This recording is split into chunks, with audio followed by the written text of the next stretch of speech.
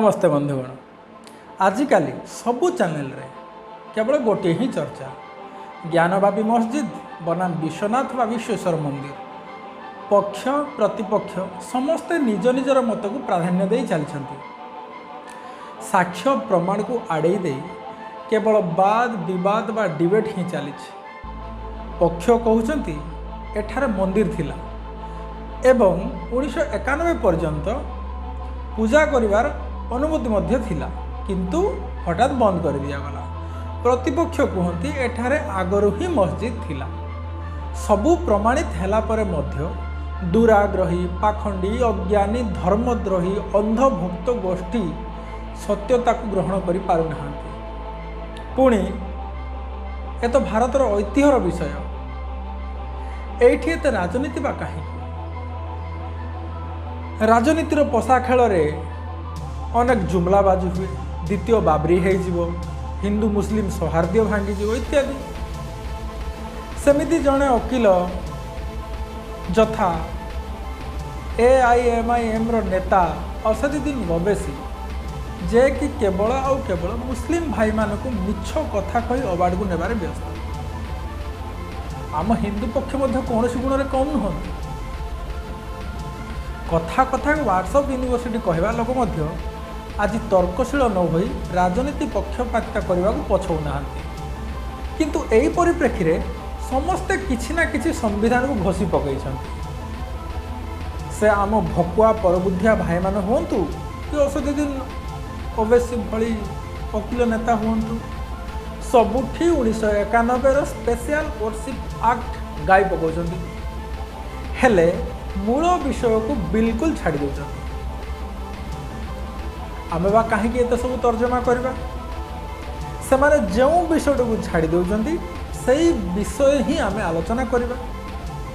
से माने जो विषय को लुचई दौरान एवं लोक मान भकुआ बनाऊँ सही अनुच्छेद को देखा। ताहा हेउछि स्पेशल वर्शिप एक्ट रो आर्टिकल 4/3 अनुच्छेद 4 उपधारा 3 देख। सेठारे स्पष्ट लेखा अछि जे nothing contained in subsection 1 and subsection 2 shall apply to any place of worship referred to in the said subsection which is an ancient monument or an archaeological site or remain covered by the ancient archaeological site and remain Act 1958 24 of 1985 or any other law for force। Hindi रे section 4 का section 3 कहता है जो प्राचीन और ऐतिहासिक जगह है उन पर यह कानून लागू नहीं होगा।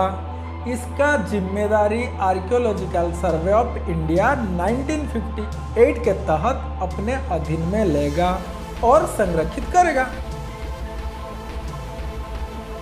बोधे मु व्हाट्सएप यूनिवर्सिटी आनी डाटा आउ गोटे देखो दृष्टि IS कोचिंग सेंटर। दृष्टि बहुत फेमस कोचिंग सेंटर, तांकर गोटे वेबसाइट है।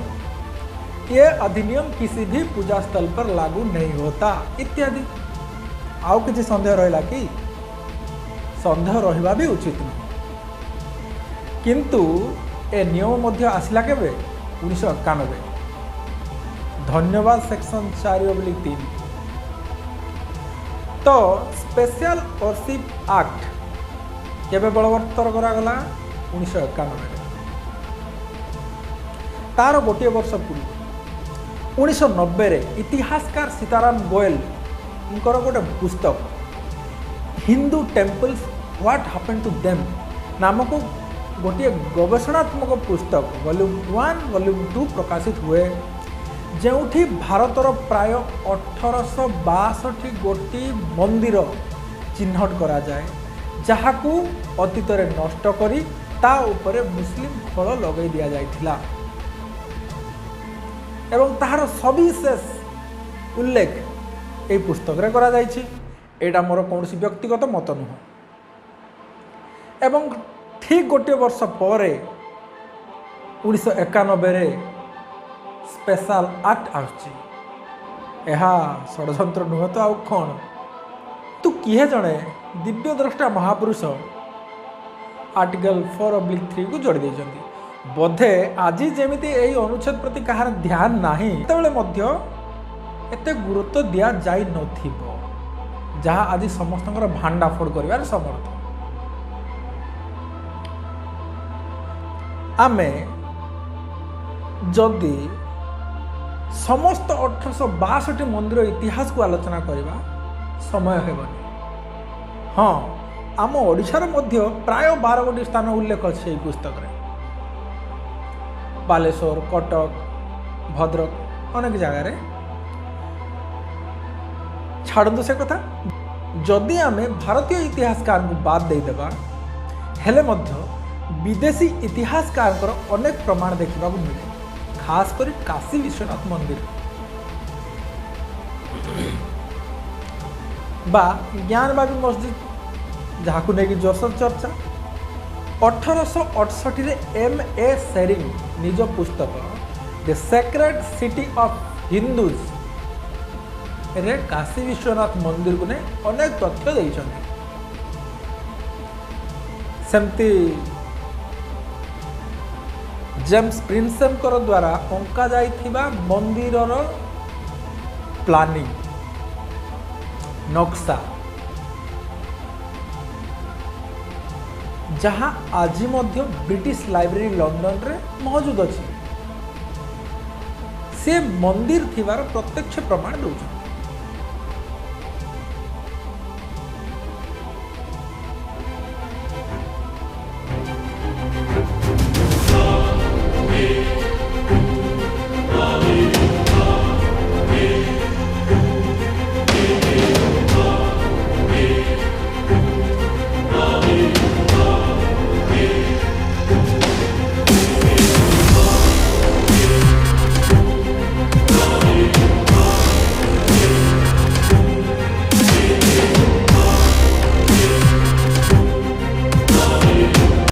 जेम्स प्रिंसेप अनेक प्रकार चित्र आंकिछंती जहाँ स्पष्ट प्रमाणित करुछि जे सेठारे मंदिर थिला अति साधारण भाव में आमे बुझा गले ज्ञान शब्द होछि गोटे संस्कृत बा देवनागरी भाषा उर्दू तो नुह एठू भी स्पष्ट आमे बा कहीं भाषा को एते तर्जमा करबा आमे एसबू जते कहले किए बा कहीं ग्रहण करबो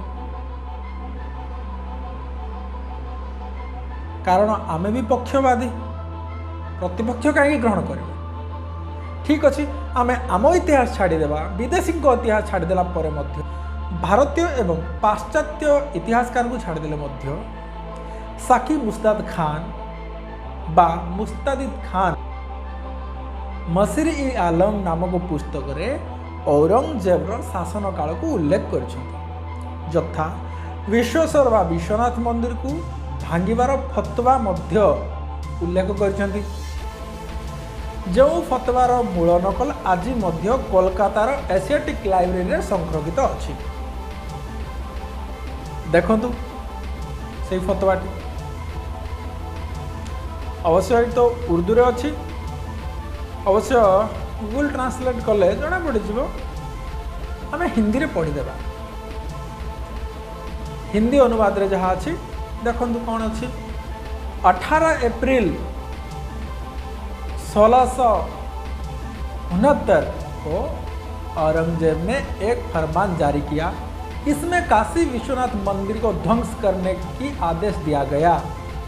इसके बाद अगस्त 1669 को ये ऐलान किया गया कि मंदिर को पूरी तरह से ध्वस्त कर तोड़कर इसके ऊपर मस्जिद को तामील किया जाए। Demolition of temple Vishwanath Banaras August 1669. It was reported that according to the emperor's command, his officers had demolished the temple of Vishwanath at Kashi. Mashre-e Alamgiri, page number 88. आपण माने जानिबा उचित जे एहा प्रथम ध्वंस नथिला। ता पूर्वरु मध्य काशी विश्वनाथ मंदिर को बारंबार भंगा जाइथिला। 1194 मोहम्मद घोरी को द्वारा भंगा जाइथिला। 14 शताब्दी 14th सेंचुरी बेलू जौनपुर शासक मोहम्मद शाह मंदिर रो एक बड़ अंश भांगी से उपरे ज्ञानवापी मस्जिद तैयार थिले। 1584 रे तोडरमल आउ थरे आकु निर्माण करथिले नवनिर्माण। तापरे पुणी थरे 1669 रे औरंगजेब निजर शक्ति प्रदर्शन कला। आपण माने राजा सुल्तान ना शुणिथिबे निहाती। सेनारे गोटे पुराना बॉलीवुड फिल्म मध्य अछि। राजा सुल्तान मध्य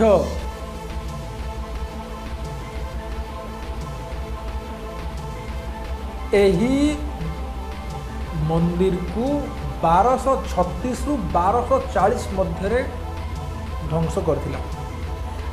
जार प्रमाण काशी और अयोध्या नामक पुस्तक पेज नंबर 90 रे उल्लेख अछि। जेते जहा कले कौन हेबो सत्यर सर्वदा जय ही हेबो। आपण माने कहि परिबे कि जे आज विश्वनाथ मंदिर रो निज अस्तित्व को फेरी पाइबारे मुख्य नायक को मेन हीरो को